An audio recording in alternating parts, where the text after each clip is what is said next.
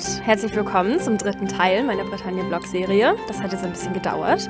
Ich freue mich mega, dass ihr alle da seid. Der Support war ja insane unter den letzten paar Videos. Damit habe ich gar nicht gerechnet. Schön, dass ihr alle da seid. Und jetzt seht ihr einen Strandausflug mit diesen riesigen, massigen Muschelschalen.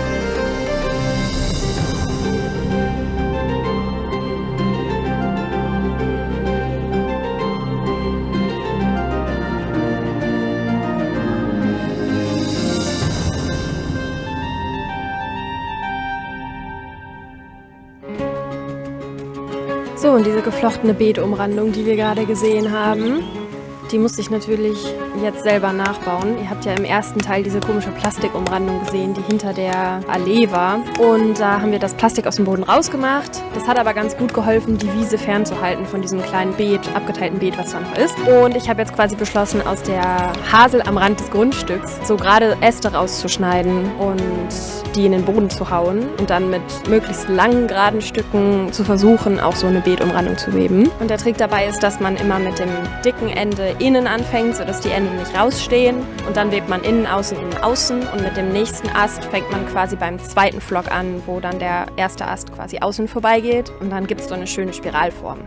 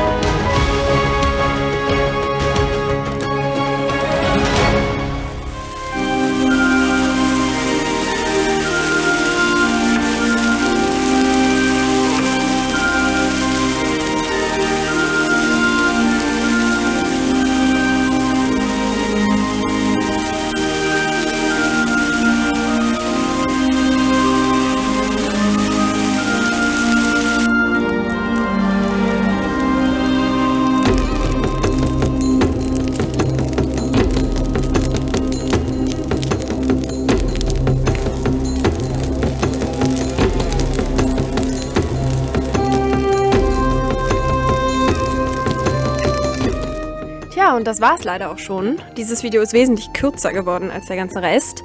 Ihr kriegt jetzt noch ein bisschen B-Roll von Videos, die ich entweder noch nicht benutzt habe oder die ich einfach sehr schön finde. Ich freue mich, wenn ihr abonniert. Ich freue mich, wenn ihr liked. Ich freue mich, wenn ihr Kommentare schreibt. Bald geht's weiter mit dem nächsten Balkon-Vlog. Ich habe jetzt eine neue Kamera. Das heißt, die Qualität wird jetzt auch besser.